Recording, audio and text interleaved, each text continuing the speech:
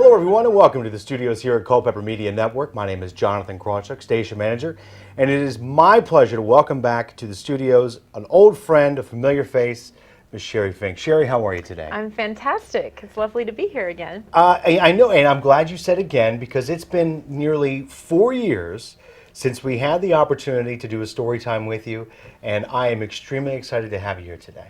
Thank you. I'm thrilled to be here. So, folks may be curious, maybe they weren't around 4 years ago, or they may not know, but you are, well, I'll first say an accomplished author, but you are an accomplished author that calls Culpeper home. So you were born here, you went to school here, and here you are making a name for yourself with, well, some wonderful literature that's on display behind us. So again, talk to us. We kind of want to go back a little bit. How in the world did you come up with the idea to become a storyteller, a writer, a publisher? How did it all get started? Well, I think it happens the way that the best things happen in life, serendipity and accidents. As you know, growing up here, I was very creative and I loved creating my own stories and books and games and little businesses all the time. But I was really focused on my school because I wanted to go to college and no one in my family had ever gone and I wanted to be the first one. So I kind of set aside the creativity a little bit, went into focus on my academics, did very well in that, went to college, liked it so much, got my master's degree, and then I got into the world of online marketing. And I did really well, helping corporate brands build their audiences and sell products. And I learned so much along the way, but 12 years in, I realized that my ladder that I had been climbing all those years was up against the wrong wall. And I think a lot of us have that experience in life, right? Where you work so hard and you're like, wow, is this all there is here? Yeah. Maybe this isn't for me. But you've put so much into it, you don't really want to sacrifice that. So I was going through this period of soul searching. And during that time, I had a gift of adversity. And I didn't see it that way at the time, but now I know that it was never meant like to be. that at the time. Yeah, it's very Yeah. hard when you're in it. But I was being bullied in the workplace. And during that experience, it was very painful for me because I was doing well in the company and being acknowledged, and then I had this like embarrassing little secret where I was dealing with this situation I didn't know how to handle, and I tried everything and none of it worked. And I was driving to work one day and I was just at that point of surrender. I would do anything to make it better because my family raised me to work hard and keep at things. I didn't want to run away. Yeah. I had worked too hard to get there. And so I was driving to work one day and I was crying and I just had this moment of surrender where I thought, I will do anything to change this situation, anything. And I had no more ego about it. I was just open. And in that moment, this idea, this little seed of an idea came to me about a rose that grows up in a weed bed and thinks that she's the weed. And then the story wrote through me at the stoplights on the way to work. And I, at the time, lived in Orange County, California, so I had many, many stoplights. So I wrote the whole story from the very first line, there once was a little rose that grew up in a weed bed on the side of the road, to the very end. And it was on the back of an envelope, because that's what I had in my purse, with a mini golf pencil, because that's what was in the console. And I didn't know what it was. This story just flowed through me. That had never happened to me before in my life. And when I got to work, I was like, well, that was really interesting. And I put it away. But I did something important that day. I drew a line in the sand and I said, 1 year from today, I will either be at a different company or running my own business or doing something that I don't even know yet. And I kept that promise to myself, even though it was hard. Yeah. There were so many rewards to keeping on the path I was on. And the bullying situation ultimately ended when that person was dismissed. But I made the best out of it. And years later, I was at a conference and I was having a random conversation with a woman I think is now an Earth Angel. And she was pushing me about writing. And she's like, well, what do you write? I said, marketing, business, so boring. You wouldn't want to know. And she's like, no. You've got more. And she wouldn't leave me alone. And so finally I was like, oh, I had this little story about a rose. And she said, tell me. So I told her the story, the best I could remember, because I hadn't looked at it, It just tucked in that drawer. And she said, I just got goosebumps. You have to do something with that story because my grandchildren need that message. And that's when I thought, maybe it's a children's book. And that small conversation that was seemingly random changed my life because after that talk with her, I couldn't stop thinking about it. it was so exciting and scary and juicy, like all of it. And I thought, if I could share with kids to believe in themselves and to be their authentic selves no matter what, at such an early age, if I could help plant that seed and nurture it, how amazing would that be? Well, I mean, amazing story, especially you're sitting there on the way to work and all of a sudden just that idea pops in your head, and very well put with the seed of an idea. We've all heard the expression plant a seed, but this is quite literal and almost figurative and Yes. literal. And then here you run into that lady, and then she just puts the right amount of sunshine, the right amount of water, Yes. and there it just starts to grow. That is an amazing, wonderful story. So here we are, and how many years ago was this? That was 2010 when I had that conversation. And here we are 6 years later, Yes. and looking behind in the background, here we are with a number of stories. Everything started with the Little Rose. First, actually, let's start with the Little Rose, because you actually, the avenue towards getting that book published is a little bit different than most. Yes. I'm independently published, which means that I own the business, I own the rights, I make the decisions and decide if it's going to be TV or if it's going to go into a play, which we did adapt it for the stage. You know, and it's amazing because when I got back from that conversation, I was on fire. All I could think about was getting that book out, and I was so Yeah. afraid. And I think we all face that too when we're like stepping out of our. I'm like, who am I to write a children's book, right? But I'm like, who am I not to? I had this thing sitting in a drawer, had no idea the potential it had. When it took me 6 months to publish it, had no idea what I was doing. I asked so many people, like, who do you know who's a best-selling author? Who do you know who's done something like this before? And I tried to talk to as many people as I could and get ideas, and then I also was following my intuition. And I ended up doing it in a way that I hadn't seen anybody else do it. And other people had told me it wasn't possible. And then sure enough, my book came out, and 2 weeks later it went #1 on Amazon in its category. And then it stayed at #1 for 60 weeks. Wow, that's incredible. Changed my life. And then I thought, after it came out, I was like, wow, this is amazing. It started winning awards, and and then we adapted for the stage and like all these things, and people started approaching me and say, well, have you thought about putting the characters on fabric? Have you thought about putting them on notebooks? And I thought, I need a brand around this. My background was in marketing, so I just took my knowledge and applied it, and I created the Whimsical world of Sheri Fink. And then I had another idea and another idea and another idea, and then 5 #1 best-selling books later, I'm getting on stages and talking to kids and really, hopefully, planting more seeds that will grow and bloom in these kids that believe in themselves and know that anything's possible. Well, let's see, 5 #1 books. Eventually, if you keep at this, you might find some success.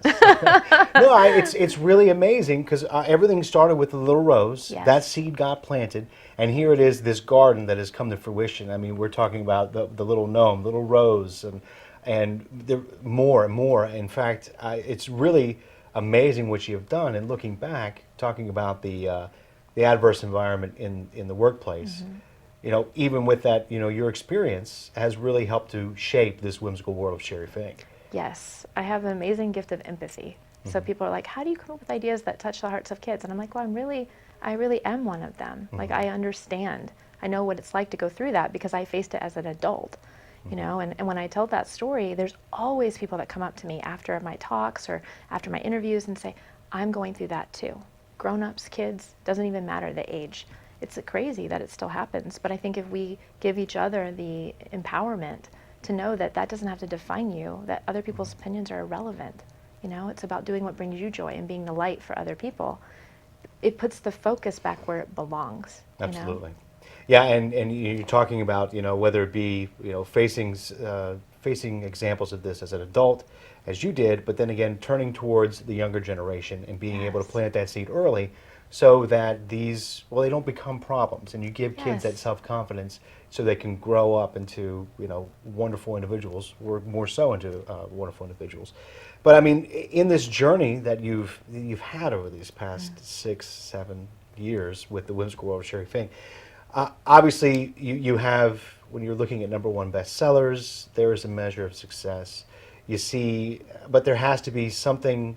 I guess the really question I'm looking at is, when you do and go out and work with this, what is it that brings you the most joy? What is it when you sit back and be like, this is the dream, I'm living the dream that I had right now? Oh, wow. Do you have specific moments when that happens? I do. I have two, and it's always my favorite. Okay, so the first one is when the first book arrives. Like, so when you've worked so hard and you've had this idea and this vision, and it takes a whole team of people to create it, and then you wait and wait and wait for it to come, and when you open the box, you crack that tape and you pull it out and hold it in your hands, like that Yeah. is worth it. You get kind of chills just thinking about that. And I've done it so many times and it's still magical. I love that moment. And then the second one, which is equally as valuable, if not more so for me, is when I connect with the fans.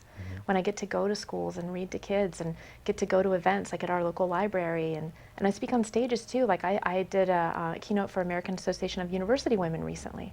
The messages are so powerful because we all need to be reminded that anything is possible for us. And that if we follow that intuition, that we take action, even though we're terrified, magic can unfold. And I love that when kids come up and they have the stars in their eyes and they remember me from year to year, or new people come up. And when I speak to adults especially, I love it when they're emotionally moved by what I'm sharing, because we can all relate. We all have times where we felt left out or felt like powerless. And to be able to see someone rise out of that like a phoenix from the flame, and knowing that if it's possible for somebody else, it's possible for you too. I mean, that's so powerful. I love it when they're crying. Like I cry with them. Like it's so powerful. Well, speaking of which, we had the opportunity just this week. You were kind enough to, as you mentioned, come to Culpeper County Library, and you had. I want to share a story after we go through, but you had the opportunity to read a few books to the kids. So do me a favor, stay right here. Let's go take a look at some of the Whimsical World of Sheri Fink, read a couple stories, and come right back. Awesome.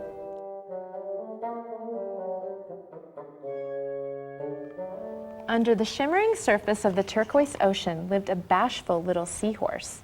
It was a whimsical place filled with bright corals, glittering waters, and wondrous sea creatures. Life under the water was always a colorful adventure for the quiet little seahorse. He enjoyed hiding in the salty, swaying seaweed and watching the world go by. One day, while happily exploring the ocean floor and watching the sunbeams dance through the waves, the little seahorse drifted upon something mysteriously glimmering radiantly in the sunlight. It was a brilliant white orb nestled in the brown sugar sand. He was intrigued. Do you guys know what it is? That's right. But the little seahorse doesn't know that. He's never seen one before. The little seahorse poked it with his nose and tail. It was very hard. He tried to play with it, but quickly realized it was much too heavy to be a ball. He was captivated by its beauty and wondered what he could do with this strange and beautiful object. The little seahorse imagined giving this precious orb to his mother. He had never given her a present before. He loved his mother very much and wanted to show her how much he appreciated her. He nearly leapt out of the water with excitement at this idea. Suddenly, he heard unfamiliar voices. Who was coming? The little seahorse felt scared and darted behind a bright pink coral while keeping an eye on his magnificent discovery. Two large pipefish were swimming by and stopped to admire the little seahorse's treasure. He watched the pipefish try to pick up the orb. What if they took it? His chest was tight, as though he couldn't breathe. He felt a bubble rise in his throat as tears started to roll down his hot, red cheeks. He wanted to stop them, but he wasn't sure what to do. He just knew that he really wanted to give this special object to his mother. He pictured his mother's loving smile and remembered how she always encouraged him to be brave.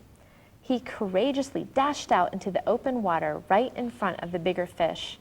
They seemed surprised to see the little seahorse. He didn't know what to say.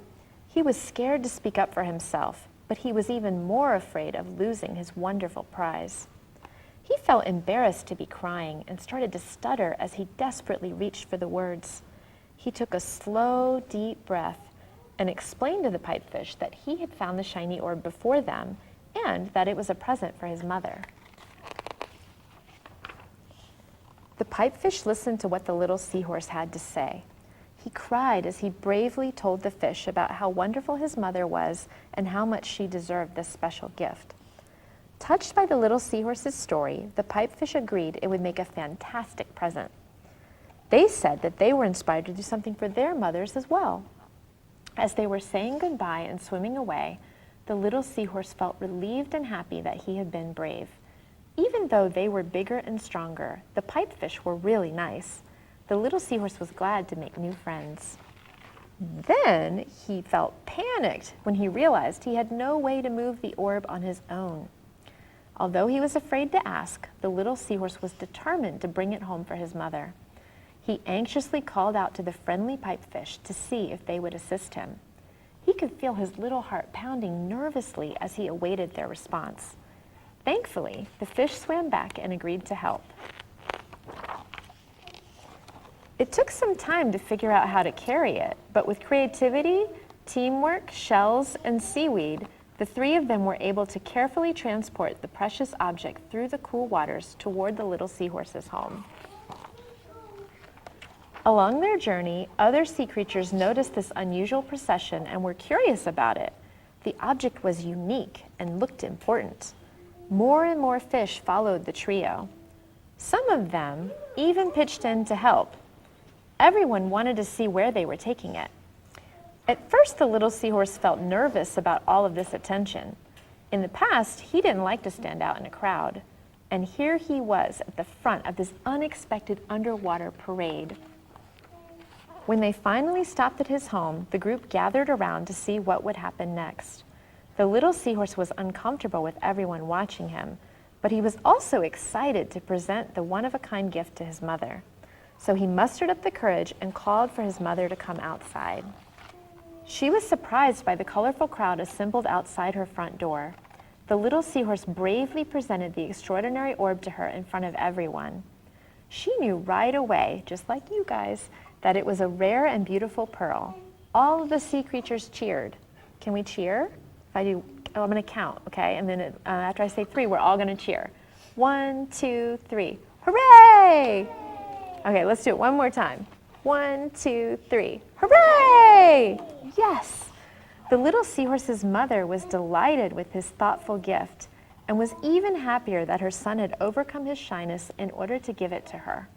She was always very proud of him, especially today. He thanked his new friends for their help. Seeing his mother enjoying her new gift made him feel glad that he was courageous. He looked around, admiring the blissful scene, the smiling faces of his new friends, the vibrant colors and beauty of his ocean neighborhood, and the joy in his mother's eyes. The little seahorse was grateful to be a part of such a wonderful underwater world and lived happily ever after. Just like the little seahorse, you can choose to be courageous. Always speak up for what you want, even if you feel nervous asking for help. When you are brave and ask for assistance, you have the opportunity to make new friends. The world becomes a happier and friendlier place for everyone. The end. Thank you. Now I want to point something out to you guys that's extra special in this story. He's kind of in the background, but you see this guy that looks kind of like a seahorse, but he's not a seahorse. Does anyone know what this is? No. So he looks like a seahorse, very, very similar, but it almost looks like seaweed is growing off of his body, right? And it's part of him, and it's called a leafy sea dragon. And we put it in the story because this is an endangered species. They're very, very rare, and not very many aquariums even have them now. But there's an aquarium in Long Beach called Aquarium of the Pacific that has a huge collection of them. And when I was researching the book, I got to go and I got to see all the seahorses and the leafy sea dragons, and I thought it would be a good idea to put him in the book so that way we would raise awareness about this special creature.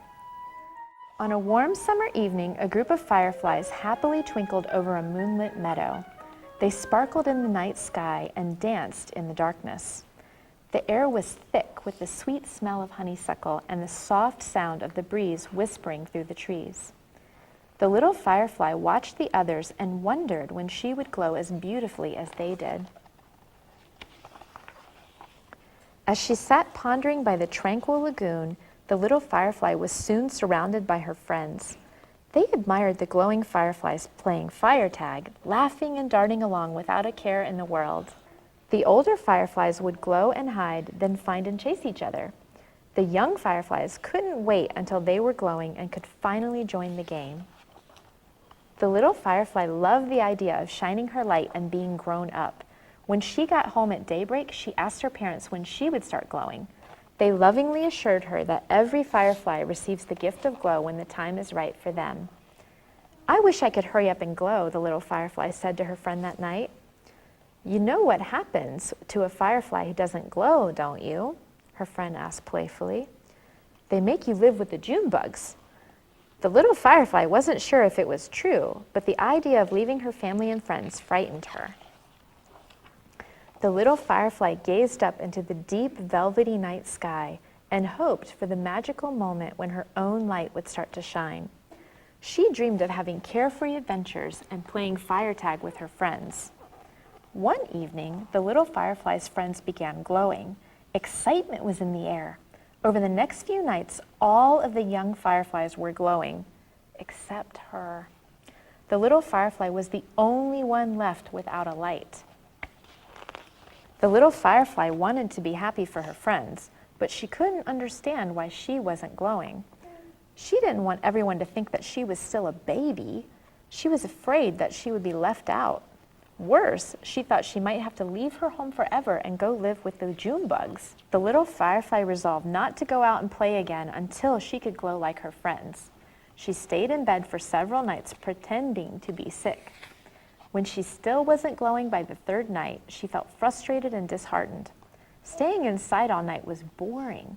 She missed having fun outside with her friends. How could she make it look like she was glowing? That night, the little firefly hovered in front of a porch lamp so it would seem like she was lit up. Her friends flitted around the meadow, enjoying the warmth of the evening. They invited her to play with them, but the little firefly refused. She had to stay put so that everyone would think that she was glowing, just like them. Lingering in front of the hot lamp was not a fun way to spend the night. Determined to play fire tag, she devised a daring plan to make it appear that she was glowing. She remembered a long yellow ribbon she had found in the field. The little firefly asked her mother to tie it around her. Concerned, her mother reminded her that she didn't need to pretend to be something that she's not. But the little firefly wasn't listening. She was just happy to have her shiny ribbon in place. At twilight, she flew into the meadow and hoped the bright ribbon wrapped around her would look like she was glowing. She cautiously joined the game of fire tag with her friends. Every firefly she knew was there. Even her mother and father came to watch the game. Although she was nervous, none of her friends seemed to notice that she wasn't really glowing. The little firefly felt happy and alive. She darted through the sky and whooshed through the grass. She was having so much fun that she didn't realize that the night grass was dense and wet. The moisture weighed down the ribbon until it began to unravel and came untied. Looking down, she saw that her shimmering yellow ribbon had come undone and was trailing behind her. Everyone was staring. The little firefly started to panic. She felt embarrassed as big salty tears welled up in her eyes and streamed down her face. All she wanted was to look grown up like everyone else. She felt certain that her friends wouldn't want her to play fire tag with them if she wasn't glowing. She was afraid and desperately wanted to hide. The little firefly yelped, "Please don't make me live with the June bugs." And her father laughed sympathetically and said, "We love you. You will never have to leave us just because you aren't glowing yet." Relieved, the little firefly sniffled and dried her tears. When she opened her eyes, she saw the caring faces of her friends all around her. No one laughed or said anything unkind. Her friends told her that they liked her just the way she was and that she didn't need to pretend to glow just to be friends. The little firefly felt so loved and appreciated that she zipped up into the air and spun in circles of happiness. Her family and friends cheered, "Hooray!" You guys want to do one more cheer? 1, 2, 3, hooray! Good job. As the little firefly dashed around in delight, her light sparked and started to glow. It was dim at first, but by the end of the night, she had the brightest light in the meadow. Now she understood what her parents had told her about everyone glowing when the time was right for them. The little firefly was overjoyed to finally twinkle in the night sky, and was even happier knowing that her friends and family loved her no matter what. With her loyal friends and newfound self-confidence, she joyfully played fire tag and glowed happily ever after. Just like the little firefly, you can trust that you will grow up when the time is right. Be yourself, and your true friends will love and support you just the way you are. Celebrating magical moments with genuine friends makes life even sweeter. The end. Yay! Yeah, there he is, right there in the book. And then the hummingbird is also in the little rose. The goose is in the little gnome. And then further along here, and then there's a June bug, which we reference in the little firefly, but we don't actually have a picture of one. Looks like an owl. Yeah, he does look like an owl. And then this is the little unicorn, which came out as a weather vane. That's the one that may be next in the series. Hi! Hi, Mom! Welcome back, folks. As you can see, we had a wonderful time at the library. In looking back at those times, what some folks didn't see on camera was there were a number of little girls and little boys there. And you could see at the first story, they're just kind of getting the feel for it. And you actually could see a couple of the kids like inch a little closer, Yes. sit a little straighter. It was absolutely adorable. They were so enthralled by your story. Again, it was pajama story time, I think Yes. it was. So you had a little bit of fun with it. You were kind of a whimsical time, if you would. Yes. But the kids, they really, really enjoyed what you did there. And I know the parents did as well. In fact, we, after the story time, we were sitting there. There was a young lady who came up and was speaking to you.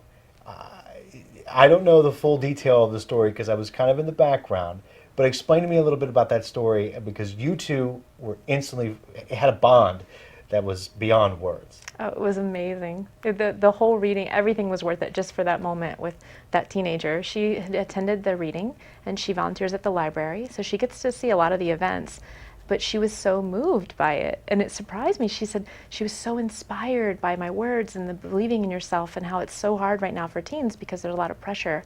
And she was just enlivened by the talk, and she said that she had never met a real life author before, and that it meant so much that I came back, and that I'm from her same town, and that I came back from LA to be with them that evening and to share my story, and it was just so beautiful. I just wanted to hug her like infinitely. Yeah, they were definitely moved, and I saw her, and just her body language, her emotion. And she was so just engaged and enlivened by it. Yeah, you put it very well. But then also there was an interesting story, because little Birdie told me that there was another young lady there who had seen you when you came the last time Yes. that you were at the library. Yes, last time I was here, it was 4 years ago, and I had the privilege of reading at Emerald Hill and at Farmington, which was my elementary school.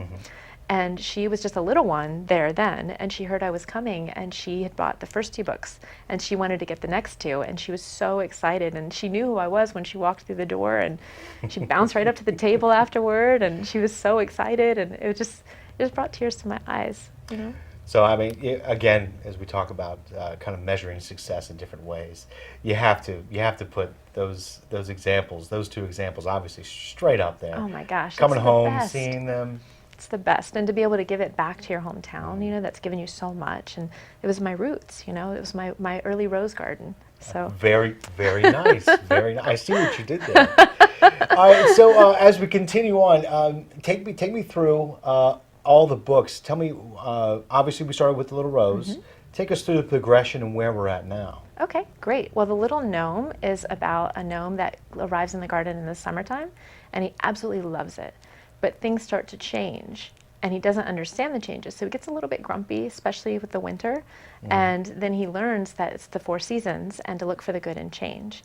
And that was inspired because I live in LA now, and I thought about the kids that live there who they don't go through the full change of the seasons. And I thought, well, what would happen if we took a child from California and brought them to Virginia, And suddenly they have all these new experiences, and if no one told them what was happening, it would be really odd, right? So that was inspired by that. The little firefly was also inspired by living in Virginia, growing up here and watching the fireflies dance in the moonlight. Well, at the twilight. Yeah. You know how they'd be through the fields and they just light up. And when I speak in California, I tell the kids there, because we don't have the light up lightning bugs or fireflies, whatever you want to call them. And when I say there's an insect that's butt lights up at night, they're like, this woman's crazy, you know, and I love it. But they don't believe me because they've never seen it. And the kids here, it's just part of their summer experience. And so I thought about how magical that was for me as a kid, and it was my favorite thing. It's what I miss the most, living now on the West Coast. So I wrote a book about it, and she's a late bloomer. So she's the last one to glow, and she fakes it in hilarious ways. And then when she gets found out, she learns about true friendship, which is a very powerful message too, especially for younger siblings, I think, when they see their older siblings getting to do things that they can't do yet and trying to like rush into it, you know, knowing that your time is coming at the right time and people love you the way you are right now. And then the little seahorse, I love seahorses. I've always thought they are just whimsical, you know. They're very special creatures. They look unique. They have unique capabilities that other creatures just don't have. And I got to go to Hawaii and hold a seahorse when I was researching the book, and it was one of the highlights, really. You went to Hawaii researching a book. I need to write a book. I know. What do I want to research? That's just the only place where you could hold one, so I had to go there. Absolutely. I also got to go to aquariums around the country, which was so powerful because they'd assigned me an animal husbandry expert, and I get to ask him all kinds of questions, you know, because it was just really cool. And so the little seahorse is very bashful, just like I was as a kid. And he has to learn to speak up and ask for help in order to bring a gift home for his mom. And then lastly is the alphabet adventure book called Exploring the Garden with the Little Rose. And this one's for the younger kids. It's for 2 to 5-year-olds, and it just starts introducing garden vocabulary. And then I snuck in future characters. So the babies who start reading and the toddlers who are reading Exploring the Garden will recognize the little gnome when they get to the storybooks, and the little seahorses in the clouds. Smart move. Yeah. You know, it's almost like a marketing genius move right there. Hey, wait a minute. Well, I like Easter eggs, you know, and there's little Easter eggs throughout each of the stories. There's characters that carry over, that are just in the background, because I want it to be an immersive experience for the kids who are reading it. It's whimsical, you know. It's a whole world. That's right. So we talk about all these wonderful books, and they've all done extremely well. As the whimsical world of Sheri Fink continues to grow, what can we expect next? Well, last year I came out with a beauty line, a very small beauty line of lip balms that were flavored in fun tastes like banana pineapple and bubblegum that were chosen by my fans. So that was fun. And now I'm working on releasing the paperback editions of all 5 of the books in the series this fall. And I just started working on audiobook editions of the books. Yes. Well, you are a busy little bee, or a busy little flower. But you have to be, you have to look like, obviously your parents are extremely proud. And I think what some of the lessons that you pulled from your own experience apply to yourself, obviously. You have to be extremely proud of yourself and what you've accomplished. I mean, you know, living your dream and then helping others to achieve theirs as well. I think it's a very admirable passion that you have. Thank you. I can't help myself. I love it. Well, if I've said it once, I've said it 16 times, is if nothing in this life is achieved without passion. And, you know, you had that spark and you followed your passion, and here you are, an accomplished author, and who knows what is down the road. Time will tell. All I know is the whimsical world of Sheri Fink is going to continue to grow, that's for sure. Thank you. I'm enjoying the adventure. Wonderful. So if I'm curious, I want to follow your progress, and I want to learn more about all the books and what else is out there, where do I go? Oh, you can find me online on my website at www.sherifink.com.